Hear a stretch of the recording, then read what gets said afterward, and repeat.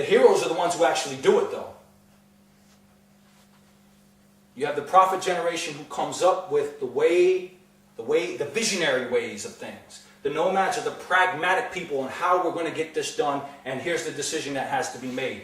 The heroes are the doers. They're the ones who actually carry it out. They're the ones who actually go off to war. They're the ones who actually build the institutions back up with their collective heroism. The artists, they're kind of helpers. They'll be the little helpers. The next 20 years, we'll have these little people doing recycling and doing all these nice little, little deeds. They're going to try to help out, but try to stay out of the way kind of thing. And they will be overly suffocated. Artists, during a crisis for the next 20 years, we will be very overly protective of our children. We have started to become protective of the hero generation in the last 20 years. Laws are being changed. There's all this, in the last 10 years, how many times have you heard anti-bullying? No more bullies, no more bullies. Why? Because we, the nomads, were bullied when we were kids and nobody helped us out. The nomad generation, they got to tough it out. In the 80s and 90s, in the 80s and the 70s, and there was no anti-bullying, and there was no, look, hey, you're either a tough kid, you can hold your own on the playground, or you go home with a busted lip, cry to mom. So there's a time period for the prophets and the nomads in which children are underprotected. That goes on for about 40 years, and it accelerates. Then that time period swings back around because two generations realize, my generation and my parents' generation realize, whoa, this underprotectiveness, this kind of go out there and be free to do what you want, has caused a lot of harm to different children. And even as a therapist, I deal with a lot of people from my generation who have had some really tough childhoods, where they were picked on, abused, had a difficult time in school. So the level of protectionism has started to go up. So we are protecting the hero generation. We are protecting these kids, passing new laws, making sure that they are looked after. But that will reach a level of suffocation for the next 20 years for this new generation that is being brought up. And that will come full circle. At some point they'll rebel against that. They'll raise their children in a more lax way. And these cycles go around and around.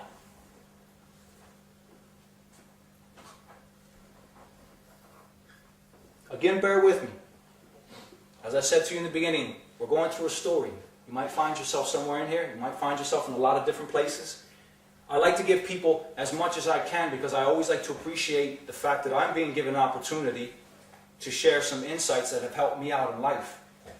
And I come from the nomad generation, so I like to be very real and very practical, very pragmatic. I want you to get something that you can go home and say, maybe I can look at things a little bit differently and plan my life a little bit differently, reevaluate my behavior a little bit differently, so that you walk away with something very constructive and self-empowering for yourself. So we're going to get away from the collective and go back down into the individual. Now I'd like for you to think about yourself.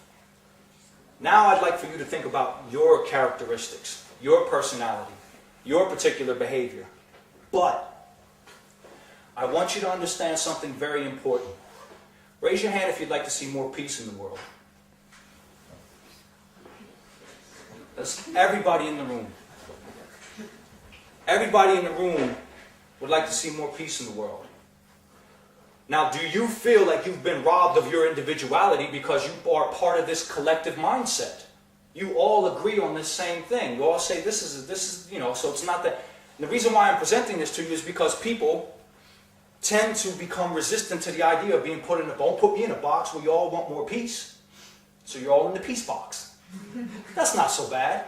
We have things that can be common to us, and it's okay. So what I'm saying to you is that when I go into this next part, when I go into this next chapter of the story, I'm not trying to rob you of your individualism. I'm not trying to rob you of your uniqueness, and I'm not trying to put you in a box. I'm trying to give you something that can maybe help you understand things from a different perspective, and maybe walk away with a different understanding of why you might feel a certain way, behave a certain way, and why certain people in your life might be a certain way. Again, we're returning to the idea of energies. And there's all kinds of energies out there. And there's This idea that there's only one energy, that's fine if you live on a quantum level. We don't live on a quantum level. We live in this world where the energy does a whole lot of different things. No offense, Julie. We know you live on a quantum level. We live in Dublin. Just kidding. On a quantum level, yeah, absolutely, we're all one. But, you know, I don't spend my days dancing with atoms and going into the quanta. You know, we got molecules, we got cells, we got organs, we got people, we got buildings, we got cities, roads, we got all kinds of things happening around us. So on a fundamental level, yes, energy can be one, but out of that one rises all kinds of different other types of energy. And on a basic level, energy does one of two things. It attracts and it repels. So all of these fans of the law of attraction, I shall introduce you to the law of repulsion. You can attract things into your life and you can repel things from your life. Even the basic atom does that. It has one part repels and one part attracts. So you might be thinking and trying to attract things into your life, but you better recognize there might be a part of you that's repelling things from your life. I love broccoli. Some people find it repulsive. I find meat repulsive. Other people love it. They're attracted to it. They attract it into their life. So on the most basic level, energy does one of two things. It either attracts or repels. If you rise above that, it does all kinds of things.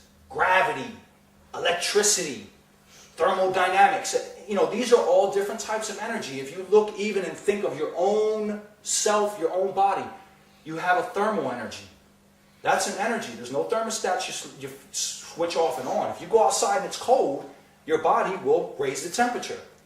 If you go outside and it's too hot, it will lower the temperature. It will cause you to sweat so that the wind hits and you can cool off. That's an energy.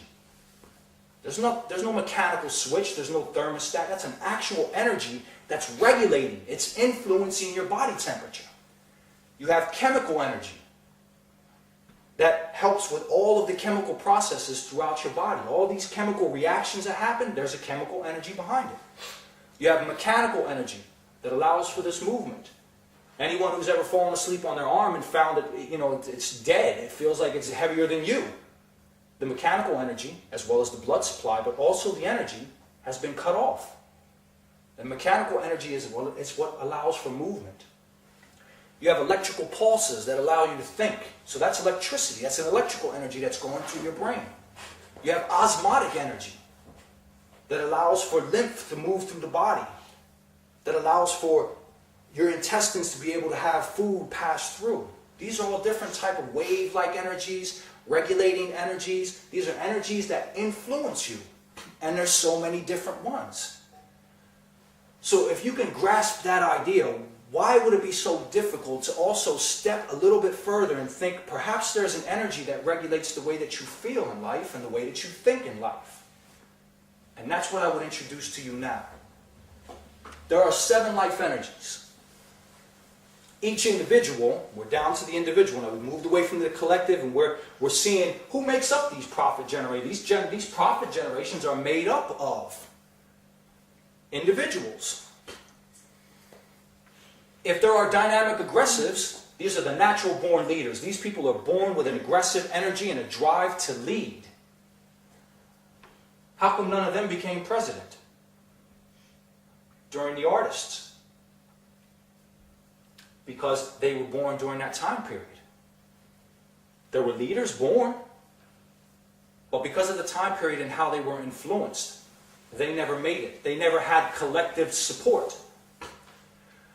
So on an individual level, we're breaking back down from the collective and going into individuals. We see that each individual person is born of one particular life energy.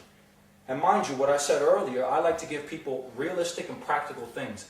I love human nature. I've studied human nature. I appreciate Freud, I appreciate Jung, Adler, Reich, all of these people who gave us all of these different understandings about personality. But what they gave us was after you were born. What happened to you when you were a child? What kind of society you grew up in? What about before that?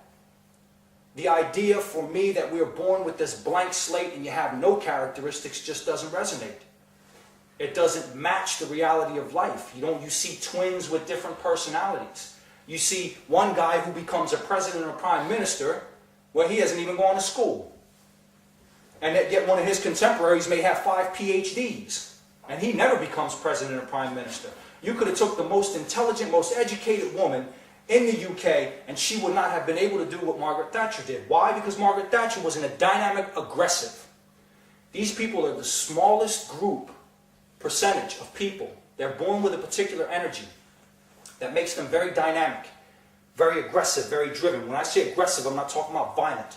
I'm talking about driven. They got drive. They've got movement constantly going. They have big vision. They want to control things. They want to be at the head of things. These are the type of people who think about becoming a prime minister when the average person wouldn't even want to even think about it or imagine what you have to go through in order to get to that type of position. You have to have a certain type of mentality. You have to have a certain level of egotism. These people have the biggest egos on the planet because they're convinced that they can do something. And so convinced that they convince other people that they can do it. And that's how they get the entourage and support that they get. They are highly charismatic people, meaning they can draw people to them without even trying. They have a certain charisma about them, a certain magnetism about them that draws people to them. And to top that off, they have this egotism that says, you know what, I'm going to become the prime minister. I'm like, Jesus.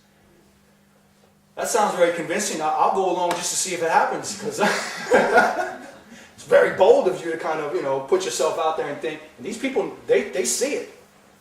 They have this strength about them and this vision about them. They have what are known as Gestalt minds. They can see things well into the future. They can see things in their finished phase. If I was to look at certain people, if we were all looking at a field, some of us may look at the field and say, what a nice field. Let's go run around. Others may want to write a poem about it.